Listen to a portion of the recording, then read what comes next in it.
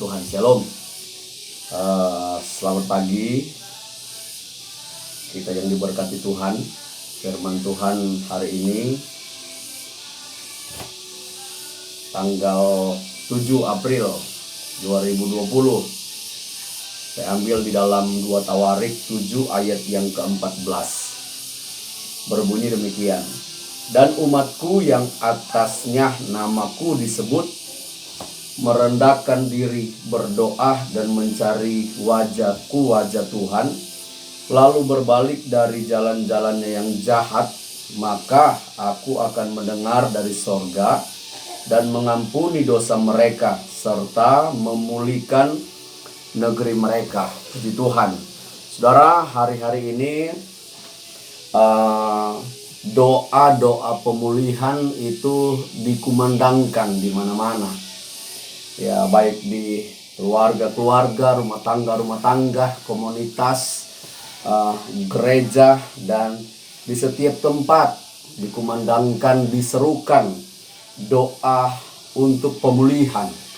Baik pemulihan bangsa, pemulihan negeri, pemulihan kota, juga pemulihan bangsa-bangsa terkait dengan pandemi corona atau COVID-19 yang merajalela di luar sana, yang di dalamnya sudah menginfeksi kurang lebih 200-an negara dan sudah merenggut nyawa ratusan ribu orang meninggal dan ratusan ribu orang yang masih dirawat di seluruh dunia ini. Sehingga doa-doa pemulihan itu dikumandangkan. Kita menangis buat bangsa kita menangis buat kota kita menangis buat keluarga kita. Sekiranya pemulihan Tuhan turun dan wabah ini bisa segera hilang atau tidak ada lagi di muka bumi ini.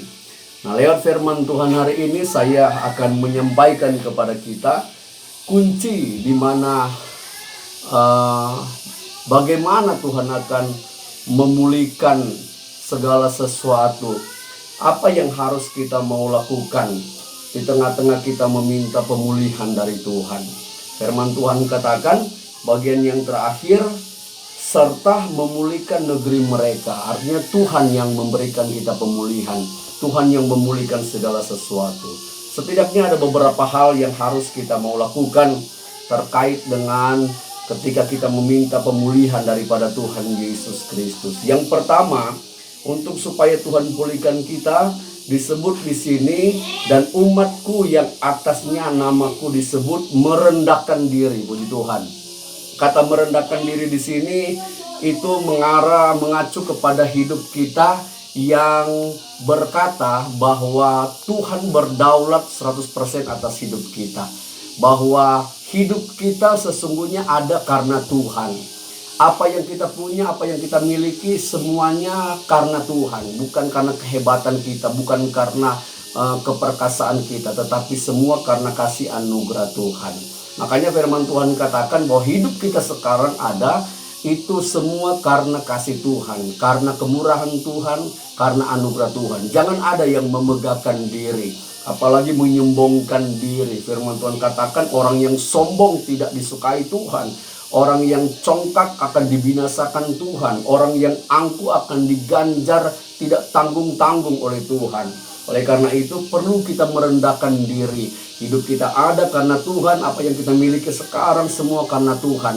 Memang karena kita berupaya bekerja. Tetapi ingat, kalau bukan Tuhan yang memberikan kita, maka tidak ada yang bisa memberikan. Amsal katakan bahwa berkat Tuhanlah yang menjadikan kita kaya, susah payah tidak bisa menambahinya.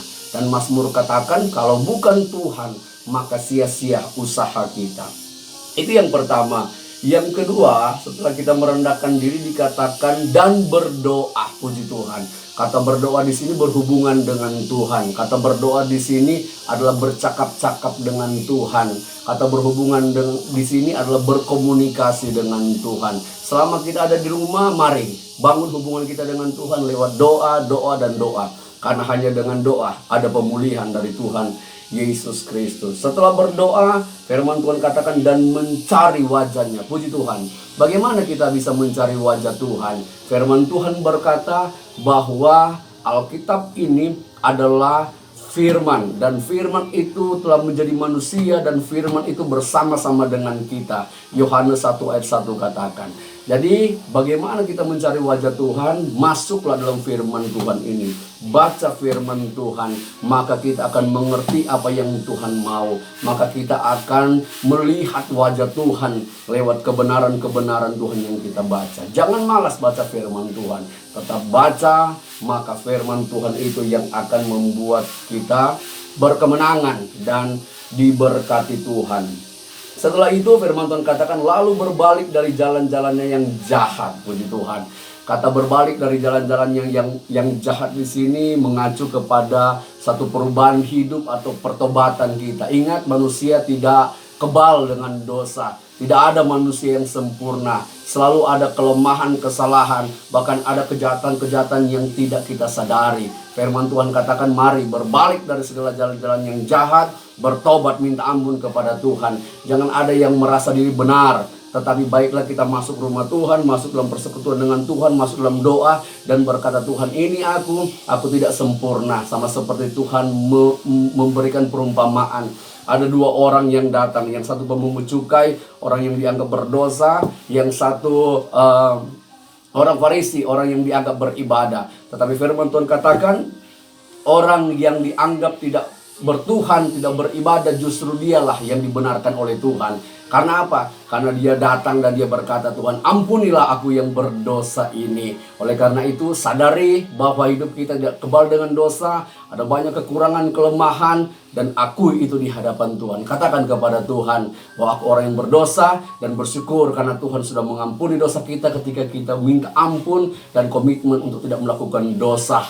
Maka firman Tuhan katakan, Tuhan mendengar dari sorga, Tuhan mendengar doa-doa kita, dan Tuhan memberikan kita pemulihan yang sejati. Puji Tuhan, Tuhan Yesus memberkati kita semua. Haleluya.